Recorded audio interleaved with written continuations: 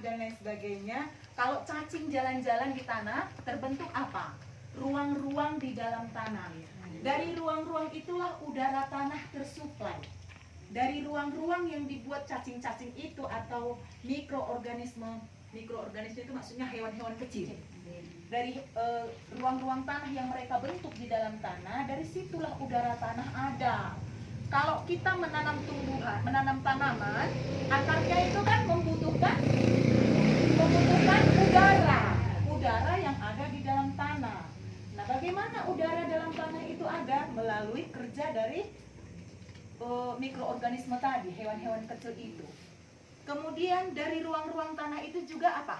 Mengalir air. Mengalir air sehingga air tanah tetap terkandung. Jadi tanaman kita akarnya kan akan mencari air di dalam tanah. Ketersediaan air itu dibuat oleh ruang-ruang itu tadi. Kalau bahasa ilmiahnya drainase dan aerasi tanah itu diperbaiki oleh mikroorganisme tadi.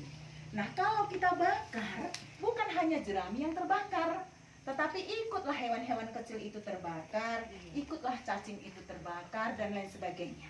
Sehingga tidak ada lagi yang menjadi pengurai di dalam tanah itu. Tidak ada lagi yang memperbaiki biologi tanah itu. Ya, jadi itu juga salah satu alasan kenapa kita tidak boleh membakar. Selain tadi sudah dikemukakan oleh Bu Bintang begitu banyak ya. Jadi beberapa unsur hara hilang dengan membakar ini. Nah, saya tanya kembali Pak Gabriel, kemarin masih membakar enggak? Memang saya enggak lagi. Enggak lagi. Bikin api unggun untuk kambing katanya membakar. Api unggun untuk kambing itu kan bakar-bakar kayu selalu. Bakar kayu atau bakar jerami? Jerami enggak lah. Bakar jerami. Karena gini juga ada kaitannya dengan ternak, Bu. Kata ibu kan di lugu itu sama jerami-jerami itu supaya ditimbun di tanah. Iya. Masalahnya nggak punya ternak, disuruh bahan yang membajak.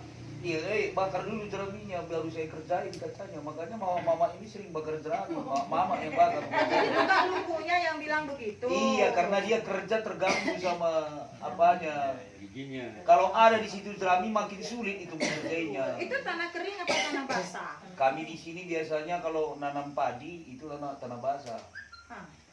Jadi ngerjainnya terpaksa dibuang dulu. Apalagi tongkol batang padi itu kan siap diarit gitu. Bersihkan dulu tangkainya baru mau dia bajak, itu masalahnya. Nah, untuk mengatasinya supaya tidak susah membajak, kan kalau bajaknya jalan kan jalan ikut jeraminya kan terbawa. Iya. Supaya tidak susah, ayo kita cincang seperti yang disarankan Bu Bintang tadi. Dicincang itu menambah wadah pertumbuhan jamur atau mikrobia gitu loh. Jadi ketika lukunya lewat, nggak nyangkut jeraminya. Iya, itu maksudnya jangan nyangkut. Itu sebenarnya kan. Iya. Lain kali dicincang, Pak. Kalau kita punya ternak sendiri macam yang dulu kan kita sendiri yang meluku, Pak. Masalahnya nggak ada lagi yang bajak ladang sendiri karena ternak udah dijual semua 2010, 2011 sudah habis itu, nggak ada lagi yang bajak. Terpaksa lah dari kampung orang datang kultivator atau jetor.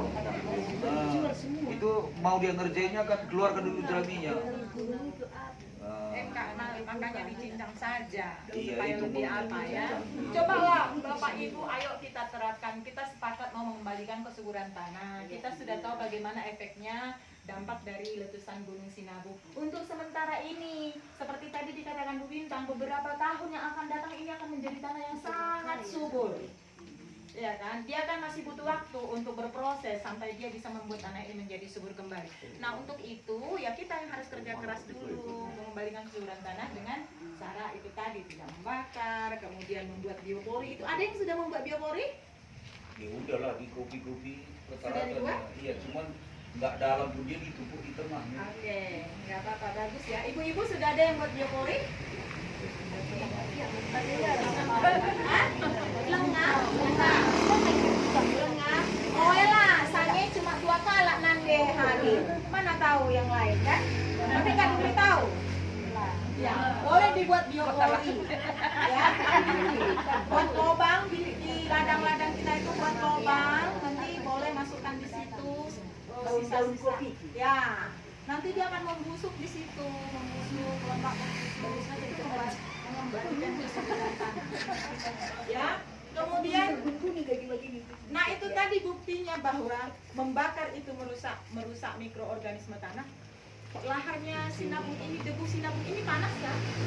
Panas kan? Nah dia kan menimpa kemarin ke sini. Berarti tanah ini panas. Iya kan? Dia juga mematikan rumput-rumput dan mikroorganisme, itulah yang membuat lahan kita menjadi rusak, Pak. Untuk sementara ini karena panasnya itu gitu loh. Ya, jadi ayo kita kerjasama, kita kembalikan kesuburan tanah dengan cara mengembalikan kesuburan biologi tanah, menghidupkan kembali biologi tanah. Tidak membakar, tapi mencincang, membuat biopori dan lain sebagainya. Ya, Bapak Ibu? Ya. Oke, kompos juga tadi ya sudah dijelaskan sama Bu Bintang, begitu besar manfaatnya. Itu mencincang jerami-jerami itu juga tadi teknik pengomposan. Itu tadi kan pengomposan yang dibahas Bu.